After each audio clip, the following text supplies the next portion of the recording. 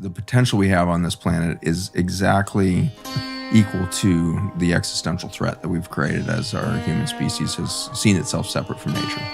And I think that's the original wound. We saw ourselves separate from nature immediately, therefore having to believe in scarcity, therefore having to create an ego to protect ourselves, therefore othering everything, therefore extracting everything, therefore destroying the world. And so this simple progression of that original wound of we are separate from nature has played itself out. And in that reality of an existential threat coming to biology on Earth, we have created this potential. So what is maybe we'll start with the existential threat. What happened? In our inevitable belief of scarcity, we started to go after resources that were beyond our needs. Because we thought, well, maybe something else happens and I'll need something that I don't need right now. Or maybe my children will need something that I don't have right now because things get worse, so I need to get more to pass on to my kids. And we've created all kinds of constructs to prepare for this kind of phenomenon. And one that I was kind of unaware of because it seemed so good. In fact, it was my whole metric of value on this planet was I want to be a good husband and a great dad, And so I've held that so vigorously, and I've been, in 23 years of marriage and everything else, like there's such intense holding on to these identities, and to find out that we actually created the construct of legal marriage so that we could pass on wealth to our children. Before that contract, which was a very Western contract, it was more, commitment without some sort of legal document that got governments involved in your love life.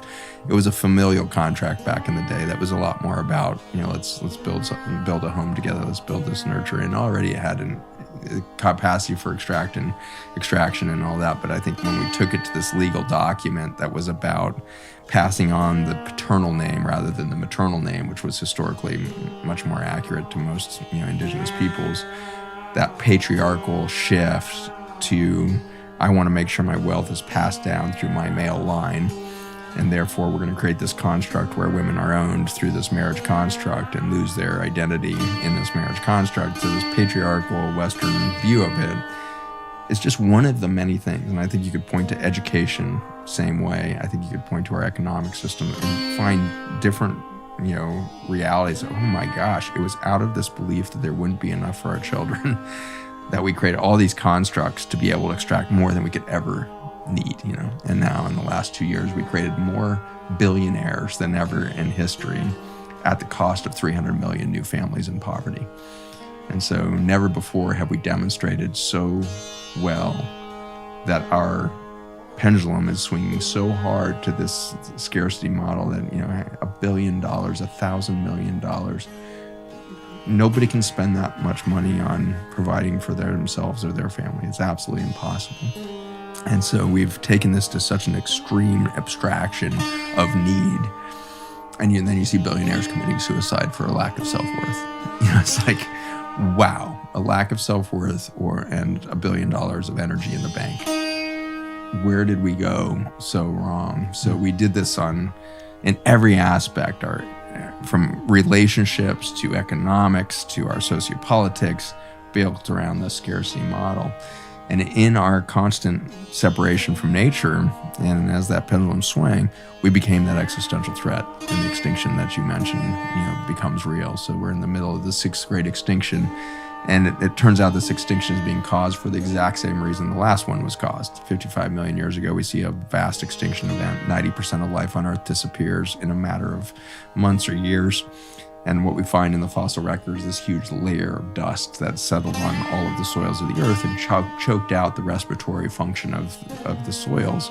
And in losing our soil systems, we lost the biology of the planet. And it took millions of years to recover. But in the millions of years of recovery, a brand new potential for life was discovered. And this has been the story of every extinction, is that when you put biology under stress, it immediately creates more opportunity for the future. And so at that last extinction, the Earth was covered in ferns and palms. That was all the greenery on Earth. The animals had summited or plateaued at reptiles. There was no dolphins in the ocean. There was no blue whales. There was no humans. There was no monkeys. That we were done at reptile. And then a great extinction event happens, and the biology of those reptiles and every other creature on Earth, nematodes, earthworms, all of this, leave behind new potential in viruses. And so when we are genetically stressed, we start making new potential genetic possibility. And that's what we now call a virus. But long before there was an English word called virus, there was a genetic library on Earth. We now call this the virome, the global information bank of potential life. And the viruses are, in their expression of new potential proteins, there for the uptake of all biology left over. And so we see reptiles, all the dinosaurs disappear permanently, a few reptiles survive, crocodiles and a couple others, so we get a few reptiles survive, but the 10% of genetic possibility on Earth starts taking up new viruses. And eventually you get to the birth of birds, mammals, humans. That was a 55 million year journey from extinction to human. And over that time, the viruses started getting taken up into a genetic possibility of live birth.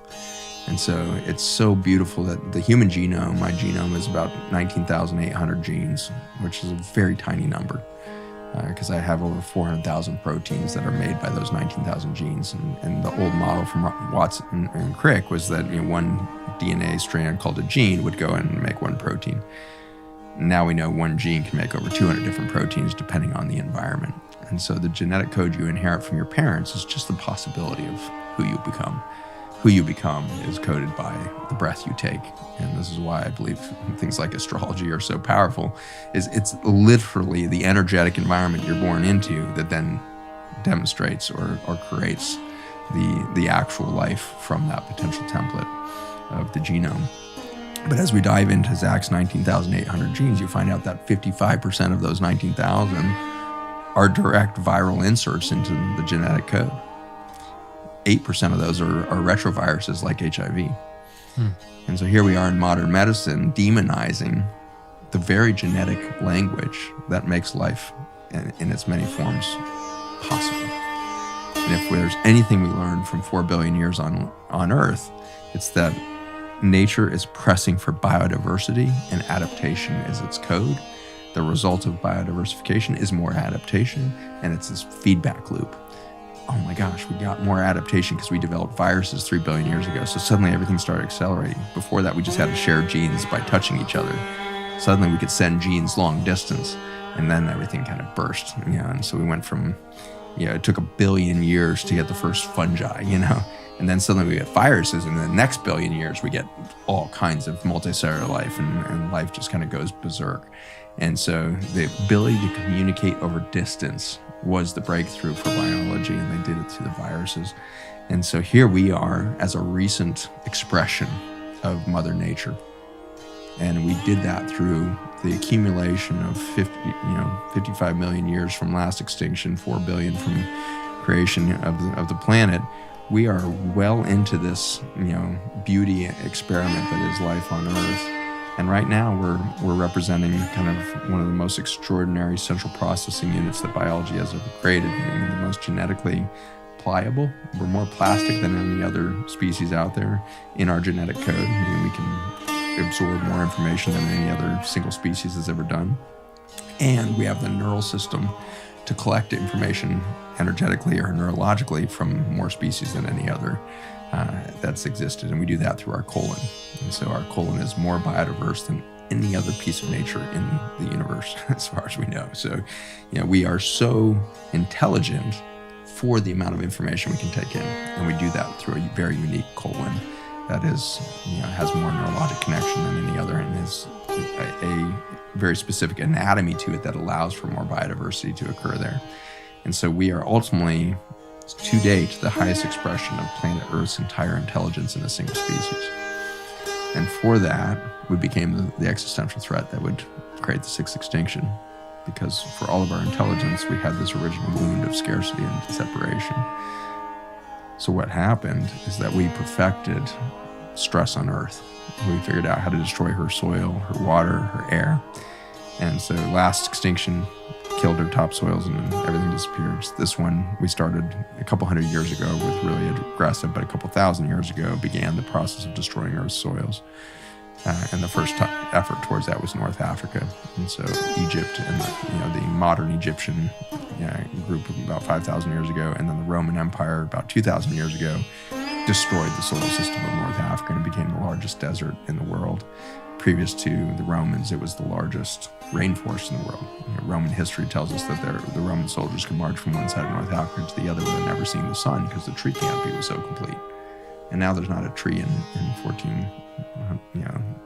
8,000 kilometers. So, it's like amazing how good we are at destroying soil systems. And so we are the asteroid of today. We are the volcanic event of today that will choke out her topsoils. And for that, we will put so much stress on this planet. And for that, there will be so many more viruses than have ever existed before. Because there's no more biodiversity now than there was 55 million years ago by a long shot. Yeah. And so when you put today's Earth under stress compared to 55 million years ago, it is logarithmically more intelligent from a genomic standpoint. But life on Earth needs carbon. It needs energy to be pumped through it. And to get that, you need CO2 in the atmosphere. And the other thing that we have done so well is getting CO2 into the atmosphere. Never before has there been so much carbon available to biology on Earth. And thank God for Shell, BP, ExxonMobil, because without them, we would not have gotten this carbon out of the center of the Earth where it was not available to biology anymore.